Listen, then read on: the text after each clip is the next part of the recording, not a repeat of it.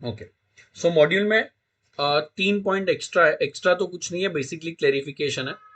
Page number 2.19 पे, page number 2.19 पे first point जो मेरे को एक्स्ट्रा दिखा वो आपको ऑलरेडी एग्जाम्शन में पढ़ा दिया होगा मैंने, बट यहाँ से देख लेना।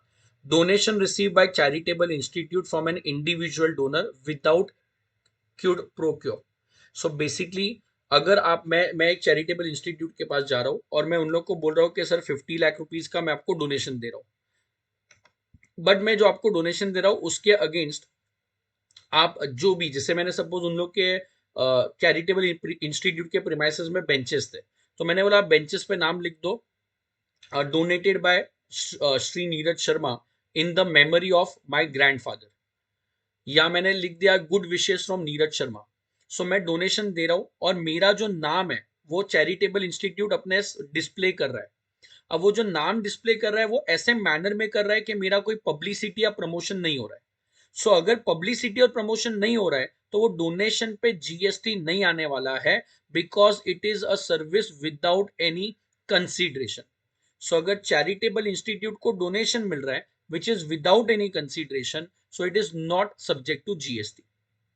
बट अगर वही donation is aiming at publicity, for example मैंने डोनेशन दिया और उन लोगों ने बोर्ड पे लिख दिया Neeraj Sharma tax professor located in Andheri, for any tax enquiry और tax admission contact this number, तो वो वाले केस में जो डोनेशन दिया है उसके अगेंस्ट प्रमोशन हो रहा है। सो अगर प्रमोशन हो रहा है तो it will be subject to GST.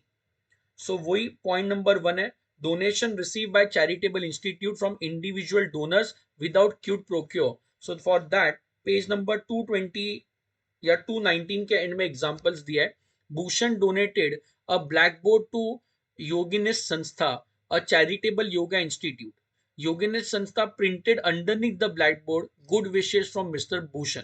तो ये जो डोनेशन है इसमें कोई प्रमोशन नहीं हो रहा है, तो ये डोनेशन पे जीएसटी नहीं आएगा। Example number 2, Srimati Durga Devi donated a money to a temple in the memory of her father. Temple Trust constructed a room in the temple complex from such donation and wrote donated by Srimati Durga Devi in the memory of her father. Again यहाँ पे कोई promotion नहीं हो रहा है तो यहाँ पे भी जीएसटी आने वाला नहीं है। सो अगर डोनेशन दिया है और donation without the aim of publicity है तो it is not a supply, with the aim of publicity है तो it will be a supply. Second point, मैं मॉड्यूल के पेज नंबर 220 पे हूं। Second point, art work sent by artist to a gallery for exhibition is not a supply as no consideration flows from the gallery to the artist. एकदम simple clarification है।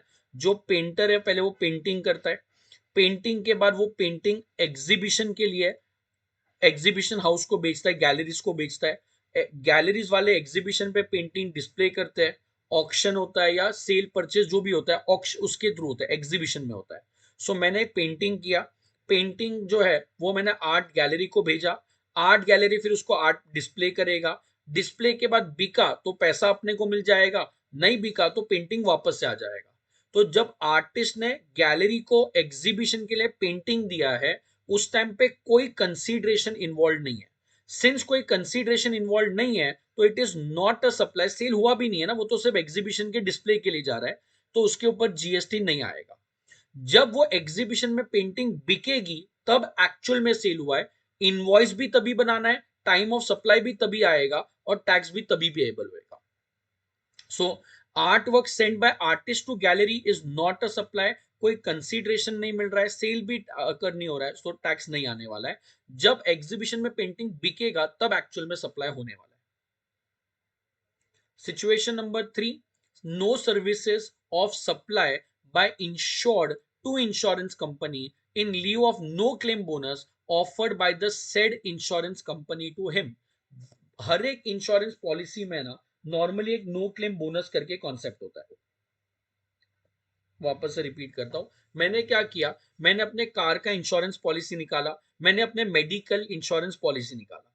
Insurance company क्या बोलती है कि sir आप जो premium भर रहे हो, सपोज मैंने 15,000 रुपया प्रीमियम भरा है कार इंश्योरेंस के लिए, इंश्योरेंस कंपनी बोलती है सर आपका कार का 15 लाख रुपया इंश्योर्ड है, तो मैंने 15,000 रुपया इंश्योरेंस का भरा है, 15 लाख रुपया जो है वो कार का इंश्योरेंस है, और पहले साल में मैंने कार का इंश्योरेंस लिया। इंश्योरेंस कंपनी बोलती है कि सर अगर आपने ये पूरे साल में कोई इंश्योरेंस क्लेम अगर नहीं लिया है, तो अगर सपोज मेरी कार को डैमेज हुआ ही नहीं तो ऑब्वियसली मैं इंश्योरेंस क्लेम क्यों लूंगा। अगर डैमेज हुआ बट छोटा मोटा डैमेज था तो मैंने अपने जेब से ही पैसा भर दिया। तो जो सेकेंड ईयर होएगा ना, उसमें इंश्योरेंस कंपनी आपको बोनस देता है। बोनस कैन बी आपका प्रीमियम रिड्यूस कर देगा कि आपने पहले साल 15,000 भरा था 15 लाख के प्रीमियम के लिए, बट पहले साल आपने कोई क्लेम नहीं किया, तो नेक्स्ट ईयर का वो बोलता है कि इंश्योरेंस प्रीमियम 14,000 हो गया। सो 15,000 का प्रीमियम रिड्यूस हो गया 14,000। This can be one form of bonus. ऐसे भी बोनस होते हैं जहां पे अमाउंट बढ़ जाता है कि आपने 15,000 का पॉलिसी आप प्रीमियम भर रहे हो, 15 लाख रुपए आपका प्रीमियम का अमाउंट था, सम अश्योर्ड था। अब आपने पहले साल में कोई क्लेम नहीं किया है तो आपका जो सम अश्योर्ड हो गया वो 16 लाख रुपया हो गया। मतलब आपका या तो प्रीमियम रिड्यूस हो सकता है या तो आपका अमाउंट ऑफ क्लेम बढ़ सकता है। It can be both ways. तो मेडिकल इंश्योरेंस में भी ये बहुत कॉमन है, कार इंश्योरेंस में भी ये बहुत कॉमन है। No claim bonus, no claim bonus मतलब आपने अगर कोई भी ईयर में इंश्योरेंस कंपनी का पॉलिसी यूज नहीं किया तो उसका एडवांटेज आपको नेक्स्ट ईयर में मिल जाता है, reduce form of insurance premium में या तो इंक्रीज इन इंश्योरेंस क्लेम या अमाउंट। तो इधर क्वेश्चन ये है कि इंश्योरेंस कंपनी ने अपने को बोला था कि अगर आप ये पॉलिसी यूज नहीं करोगे, अगर आप ये पॉलिसी यूज नहीं करोगे पहले साल, तो हम लोग आपको पैसा देंगे या बोनस देंगे। Bonus can be in any form. तो क्वेश्चन ये है कि क्या ये इंश्योरेंस कंपनी को नीरज ने सर्विस दिया है। सर्विस कैसे दिया सर, आपने तो कुछ किया ही नहीं। तो वही तो है ना, not to do something, forbearance to act. मेरे को इंश्योरेंस कंपनी ने बोला क्लेम नहीं लेगा तो जीएसटी नहीं आएगा। वापस से बोलता हूं, क्लेम नहीं लेगा, एक्सट्रीमली सॉरी, क्लेम नहीं लेगा तो हम लोग बोनस देंगे। तो मैंने कुछ एक्टिविटी नहीं किया है जिसके बदले मुझे बोनस मिल रहा है in the form of reduce premium या increase in claim. So whether इस पे टैक्स आने वाला है या नहीं आने वाला है, मतलब क्वेश्चन ये है कि क्या नीरज सर्विस दे रहा है इंश्योरेंस कंपनी को क्लेम नहीं लेके फोरबेरेंस टू एक्ट। तो टेक्निकली यहाँ पे कोई कॉन्ट्रैक्चुअल ऑब्लिगेशन नहीं है। मतलब ऐसा नहीं है कि मेरे को क्लेम करना ही नहीं है, अगर मेरे को चाहिए तो मैं क्लेम कर सकता हूं। इंश्योरेंस कंपनी ऐसा लिख के नहीं दे सकता है कि अगर आपकी कार ठुक भी गई तो भी पैसा मत लो, बिकॉज आपने नो क्लेम बोनस के लिए साइन किया है। ऐसा कुछ नहीं होता है। अगर आपकी कार को इंश्योरेंस पॉलिसी चाहिए तो आप पॉलिसी का क्लेम कर सकते हो। क्लेम करना है नहीं करना है आपके डिस्क्रिशन पे है, कोई कंपल्शन नहीं है। तो इसके लिए वो बोलता है नो सप्लाई, लास्ट पैराग्राफ पढ़ रहा हूं, it is therefore clarified that there is no supply provided by the insured to the insurance company in form of agreeing to an obligation to refrain from an act of lodging insurance claim during the previous year, and no claim bonus cannot be a consideration as a consideration of for any supply provided by insured to the insurance company।